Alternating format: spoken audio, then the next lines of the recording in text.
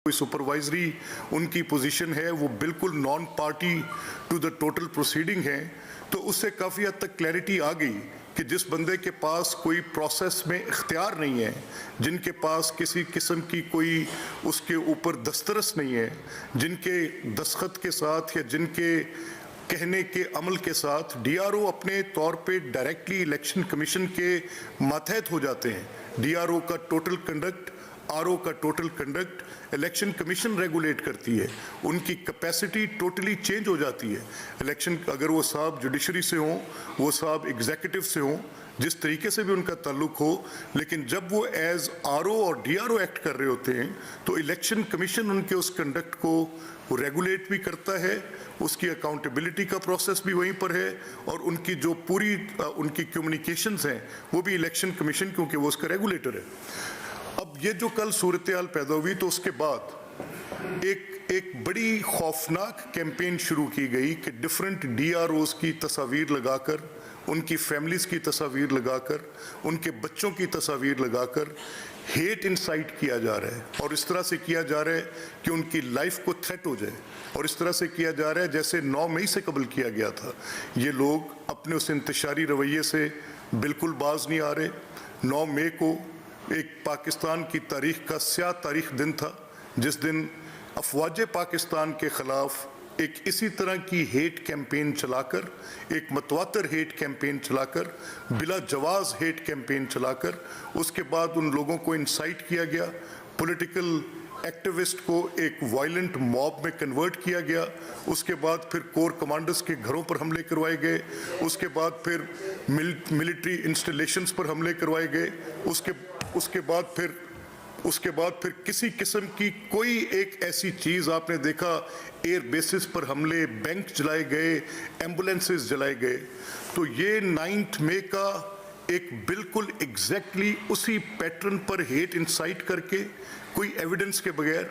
अब जब ये देखें होता कैसे है कि जो एक स्टेट का एम्प्लॉई है, जो स्टेट मशीनरी है, उसका स्टील फ्रेमवर्क होता है स्टेट का, जो गवर्नमेंट एम्प्लॉयज़ होते हैं, आप उनको थ्रेट कर रहे हैं, आप उनको उनकी लाइफ के साथ थ्रेट कर रहे हैं।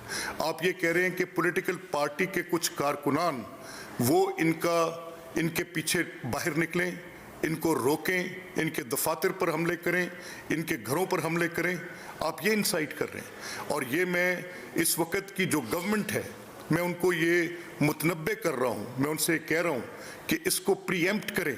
अगर आपने ये प्रीएम्प्ट नहीं किया, ये चाह ये रहे हैं कि वो स्टेट ऑफिसर्स जिनकी एलिजियंस कॉन्स्टिट्यूशन प्रोवाइड करता है, एक इनवायलेबल एलिजियंस है जो कॉन्स्टिट्यूशन कहता है आर्टिकल 5 कि अगर जो पाकिस्तान का हर शहरी उसकी रियासत के साथ वफादारी मुकम्मल तौर पे गैर मशरूत होगी, वो किसी सियासी जमात, ग्रोह, किसी इंतशारी फ़िरके या फितने के ग्रुप के साथ नहीं हो सकती। अब ये करना ये चाह रहे हैं कि जो लोग स्टेट के एम्प्लॉयज़ हैं, जो स्टेट का रियासत का स्टील फ्रेमवर्क है, उन लोगों को थ्रेट कर दें, उन लोगों को उनकी सेफ्टी के मुतल्लिक थ्रेट कर दें, उनकी लाइफ के मुतल्लिक थ्रेट कर दें और वहाँ पर जाकर ये उनको उनके मुतल्लिक इस तरह की एक सिचुएशन क्रिएट करें। मैं हुकूमत वक्त से, जो अभी निगरान गवर्नमेंट्स बैठी हैं, मैं उनसे कह रहा हूँ कि आप देख कर रहे हैं, what are you waiting for? अगर आप समझ रहे हैं कि ये जो इंसाइटमेंट है इसका कॉन्सिक्वेंस नहीं होगा, तो मेरा ख्याल है then we are living in cuckoo's land. आपको देखना चाहिए, आपको समझना चाहिए कि ये जो हो रहा है, और फिर प्रेसिडेंट है, एक शख्स के किरदार के मुतल्लिक आपको पहले से पता है कि उसने एक मामला जो किया वो कैसे किया। और ये कोई देखे, मैं आपको एक एग्जांपल कोट कर सकता हूँ। ये आप पाब्लो एस्कोबार, ये एक बड़ा फेमस करैक्टर है, नोटोरियस करैक्टर है, रादर फेमस, मैंने गलत वर्ड कह दिया। उसने जब अपनी एक पॉलिटिकल पोजीशन इख्तियार की थी through his own cartels, through his money, महम, माफिया, इसी तरह का किरदार तरीके इंसाफ का है, कुछ फ़र्क नहीं है इससे। उसके पीछे भी फॉलोअर्स थे, इसके पीछे भी फॉलोअर्स हैं। और वो क्या करता था, वो गवर्नमेंट ऑफिशियल्स की तस्वीर लगाकर, ये किसी बड़े पॉलिटिकल लीडर को आइडियलाइज नहीं कर रहा, ये किसी बड़े पॉलिटिकल कदावर, किसी आइडियोलॉजी पर बेस्ड लीडरशिप को ये बिल्कुल फॉलो नहीं कर रहे। ये कर क्या रहे हैं? ये हरास कर रहे हैं, गवर्नमेंट ऑफिशियल्स को हरास कर रहे हैं। इनका कंडक्ट क्या रहा है? 9 मई को एक ऐसी बुनियाद पर अब कैसे था कि अगर आपके सामने कोर्ट से कन्विक्शन आ रही हैं, हमें यही दर्श दिया जाता रहा आज तक कि अदालत ने कह दिया कि आपके खिलाफ फैसला है, इसलिए हमें किसी और दलील की ज़रूरत नहीं। तो जब अदालत ने हमारे खिलाफ फैसले दिए थे और किसी और दलील की ज़रूरत नहीं थी, अदालत की कन्विक्शन को बुनियाद बनाकर 7 to 11 आपके वो लोग जो आपके वो उस एजेंडा को परसू करते थे, वो आकर उनसे हम बात करते थे कि आपके पास कोई एविडेंस है, वो कहते थे जी कोर्ट की कन्विक्शन है।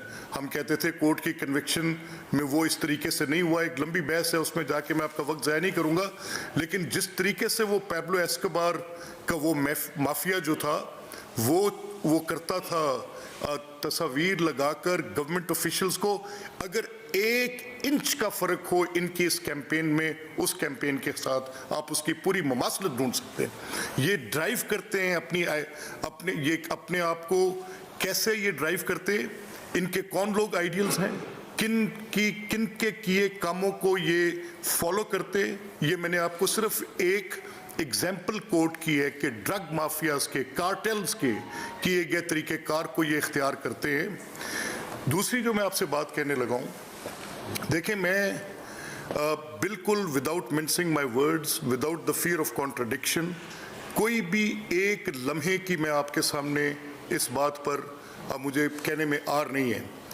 ये जो इस वक्त इनकी पोजीशन है, मैंने आपको कहा कि 9 मई का वाक़या आप देखें ज़रा, उसकी मैं आपको उसकी क्रोनोलॉजिकल ऑर्डर में उसका एक ट्रेल देता हूँ।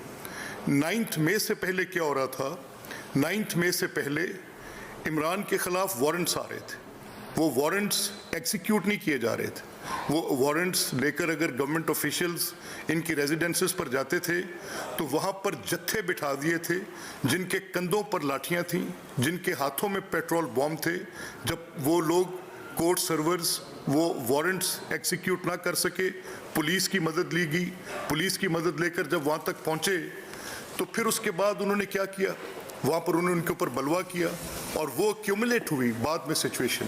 जब इसकी अरेस्ट हो गई, अरेस्ट के बाद वो सिचुएशन ऐसे एक्यूमुलेट हुई कि वो बाकायदा तौर पर पूरी स्टेट की जो सिक्योरिटी अपरेटस है उसके खिलाफ हमले की सूरत में। आप देखें, आप बताएं कि किन लोगों को छोड़ा उन्होंने। लाहौर में, पेशावर में, कराची में, भावलपुर में, सरगोदा में, मर्दान में, टारगेटेड मिलिट्री इंस्टॉलेशंस पर। सो दे हैव अ हिस्ट्री। इनके हमारे पास ये मानने को, यकीन करने को, इस बात की तस्दीक करने को हमारे पास सबूत और शवाहिद है।